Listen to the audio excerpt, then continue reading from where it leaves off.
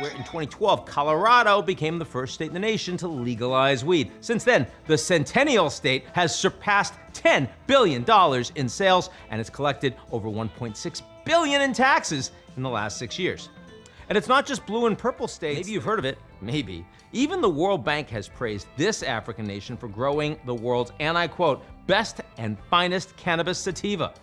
And with declining tobacco revenue, farmers are welcoming the plant's new legal status.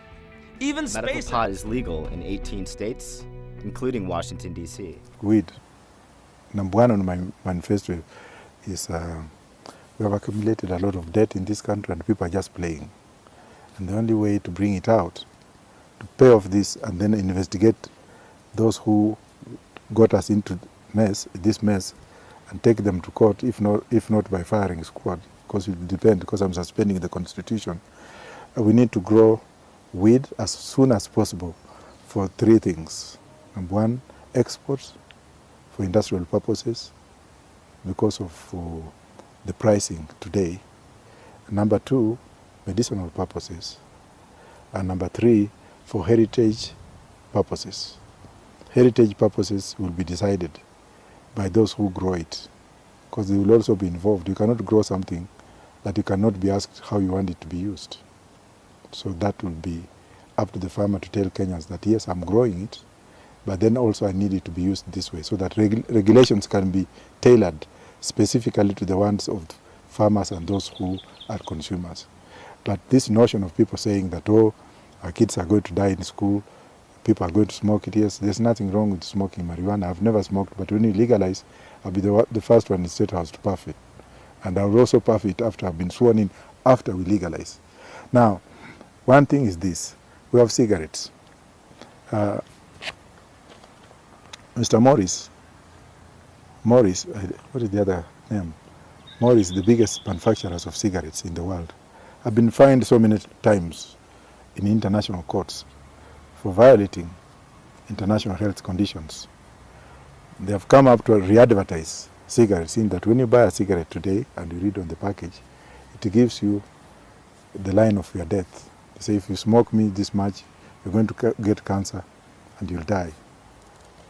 If you look at the products that are manufactured from ganja, allow me to make reference, you'll find out that the purpose of this is they're used for the healing of the nation. Healing of the nation. Jamaica has used it very successfully to heal the nation. Have you heard that Jamaica has mad people? Have you heard that Jamaica has buried many people who have died of marijuana? Let us not be carried away with the smoking aspects of marijuana. Let us concentrate on the economic and commercial value. When you look at hemp, hemp is one of the most viable products that makes the strongest paper, very high quality paper, very high quality fiber, and they also make, they give very, very efficient medicine, which is now used by PISA to cure corona. And that's why PISA in 2020, they bought up a cannibalist company for $670 million US dollars, I think billion of US dollars, that they could stabilize the community by manufacturing a drug that was viable. If you look at America, for example, today, they are doing away with painkillers. The states that have legalized marijuana. Marijuana, weed, flower, bud. Call it what you will. This is an ancient medicinal plant that was widely used by physicians in America and everywhere else on the planet right up until 1937, when the government decided to make cannabis illegal. And just because you make something illegal doesn't magically strip it of its therapeutic properties. So what's the most important thing you learned? By far the most important thing I learned was that THC and CBD can kill cancer cells, that they can kill cancer cells while leaving healthy cells intact. They trigger a programmed cell death, which is called apoptosis. And not only do they trigger apoptosis, but they prevent the cancer cells from being invasive, from metastasizing. They prevent a growing tumor from signaling that it needs more blood supply, which is called angiogenesis. Cannabinoids, not just as a treatment for nausea and decreased appetite that happens because of chemotherapy, but cannabinoids actually being chemotherapy, actually treating cancer. That's really exciting to me. Marijuana tourism is becoming a huge deal in today's travel culture as more and more travelers prefer destinations where weed is legal over others. The issue over the legalization of marijuana is a battle in many countries, while many of them in recent years have come to legalize marijuana not only for medical but also for recreational purposes. So let's check out the top 10 destinations where weed is great and legal. Number 10. Uruguay. Number 9. Peru. Number 8. Ecuador, Argentina. In number 6, Jamaica. Number 5, Belize. 4, Mexico. Number 3, the United States. The states which you can smoke freely are Alaska, California, Colorado, Illinois, Maine, Massachusetts, Michigan, Nevada, Oregon, Vermont, and Washington. Number 2, Canada. Number 1, Netherlands. Today, the drug is now legal, either medicinally or recreationally, in more than 40 countries and in 37 American states. And in the most famous marijuana capital of the world, Amsterdam, the Dutch government estimates that 58% of foreign tourists visiting the city do so primarily to light up, a move that has tended to bring a lot of money. Let's start with the United States. Cashing in on the green stuff, solidly red state Oklahoma issued the most pot growing licenses out of any state in 2020, and 10% of the population of Oklahoma has already registered for medical marijuana use. Carl's Jr. is testing out a new burger in Denver. Yeah, it has a sauce infused with CBD. It's called the Rocky Mountain High Cheeseburger Delight. Tonight, the debate over veterinary marijuana, cannabis to treat health problems in your pet. Could the hottest new beauty secret be marijuana? What about some places you wouldn't expect? Officials in Thailand want to open up its medical marijuana market to foreigners after the pandemic as a means to help bolster a battered economy, but they got to get through COVID first. Oy. And Malawi Gold is in on the herb. In 2020, they sent a strain of cannabis with low levels of the hallucinogenic compound THC to the International Space Station so that astronauts could study how zero gravity impacts the plant. Just how big of a business are we talking about? This year alone, cannabis industry in the U.S. will do $24 billion, according to estimates. 5 years from now, $100 billion. There are no other industries that are growing at this pace. The receptiveness to marijuana is only increasing. This is the climb in America's support. 30 years ago, 16%. Today, about 2/3 of Americans. And now some major corporations are adjusting with the times. Amazon, the biggest, saying in a statement this summer, "We've changed course. We will no longer include marijuana in our comprehensive drug screening program and will instead treat it the same as alcohol use." In just today, the NBA saying it will not subject players to random drug tests for marijuana this season. Companies are coming to grips with the fact that society has changed its view of marijuana usage dramatically. And laws in cities and states are changing too. Here in New York, a company cannot fire you for using marijuana outside of work hours. And if you're applying for a job, that company, they can't turn you down because of a positive test.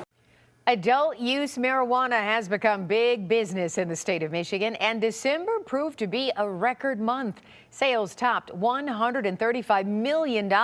This newly legalized and regulated industry is generating significant tax revenue for the state, and in the case of Loom, also bringing jobs to small-town Everett. We're close to 400 employees just here at our indoor facilities. And we're looking at adding another 150 or so next year. For a town with a population of, well under 2,000 people, it's a significant piece. Dave Llewellyn, 7 Action News. Wow, cannabis is big business. Thank you, Dave. Have been given an option to do it for medicinal purposes. We don't have a lot of lunatics like we had before, and this in accordance with scientific research. All you need to do is go in the shop, get it prescribed for you, and then smoke it. That's number one. Number two, most of multinational corporations in New York now are opening up smoking hours for their employees, in that employees now can go and smoke marijuana in designated areas. There is also precautions that have been taken in the U.S. whereby people in particular trade are not allowed to smoke marijuana while on duty, pilots and people in transportation businesses. But that's not what I'm looking at. What I'm looking at is the commercial importance of this industrial manufacturing that includes ropes, textiles, clothing, shoes. And the best part of it is that it's a natural solution for soil replenishment and decontamination. Where marijuana is grown, it doesn't need manure. It's grown in such a way that it grows itself. It's a God's plant. It's a plant that cures the environment. But when a white man came, what he did was very bad. Well, he found out that green gold would make African countries to prosper. They had to put a note on it and say, this is bad for your health, this is not right, this is repugnant. And the late Professor Okoth Ogendo would turn into his grave when he hears the words that I'm saying today. Repugnancy clauses were put in that those who associate themselves with marijuana are evil. My great-grandfather, Luchiri, whom I'm named after, lived for 110 years. He had 50 wives, and he never went to hospital. And if you look at his sons, including my grandfather, they lived for a very long time because they used to use it. Now, in our community today, you find out that 90% of our people here smoke marijuana indirectly. But what is intriguing is the debt we get every day. We borrow 2 billion shillings every day. The Chinese have come in this country and they're taking over Africa like hell. The debt that the Chinese has given us, it will take us 100 years to pay. And if you look at the kids who will be born tomorrow or day after tomorrow, they will be born in debt. The collateral that the Chinese have been given will take over this country. This has given the Chinese free will to do what they want in this country. They walk freely, they don't speak our language, they even discriminate our children, discriminate us in their restaurants, and then they put a small rail, a small tin, a small line, a small metal from Mombasa to Naivasha to put up indigenous Kenyans businesses like transportation, where the issue of monopoly comes in. I'm going to pay off the Chinese in a very short time because one sack of bananas, another one of fish, another sack of vegetables, and a sack of ganja. Which one is of more value? If you look at ganja, one sack is about $3.4 million US. So if you grow an acre, or you go and zone areas like Mount Kenya, where it grows itself, Kisii, Bunyore, and Nyamira, 1,000 acres will be enough. You grow it, since it grows only for 4 months, and it kills weeds, eliminates the need for costly and toxic herbicides. Come on, every Kenyan will be happy. Every Kenyan will be happy. We shall have enough money to pay off all other debts and then have our country free. And likely, I think after paying them, I'll ask them to leave. But before I ask them to leave, I'll look at the contract that the Chinese have signed. I want to know who actually signed those contracts and what was the terms of engagement. If we find out that there are some crooks, and I believe there are, who lured us to go to China, to lose our heritage, to have this country as a wastage country, where we have contrabands coming in and then toxic waste being deposited here in terms of goods imported from China without verification, I'll put them in jail. That's number one. Number two, ganja will actually also minimize corruption because you can grow it in a tin in your bedroom. You can grow it in your bathroom. You can grow it in anywhere. You don't need to do anything. So the main key tasks, which is of immediate importance, is to legalize marijuana and ask Kenyans why it has taken them so long under the illusionary mindset set up by the Europeans, who have now legalized it, are legalizing it, and then blending it and selling it to Africa, the same way they have done to our tea from Kericho, made in Brookbond in London. The threshold is brought to Kenya and the purified tea is taken into their hotels. The same way they have done to our coffee plantations in Central Province. I mean, it is high time that Africans stood up and stood for themselves. That is number one. Adult use marijuana has become big business in the state of Michigan, and December proved to be a record month. Sales topped $135 million. This newly legalized and regulated industry is generating significant tax revenue for the state, and in the case of Loom, also bringing jobs to small-town Everett. We're close to 400 employees just here at our indoor facilities. And we're looking at adding another 150 or so next year. For a town with a population of, well under 2,000 people, it's a significant piece. Wow, cannabis is big business. Thank you.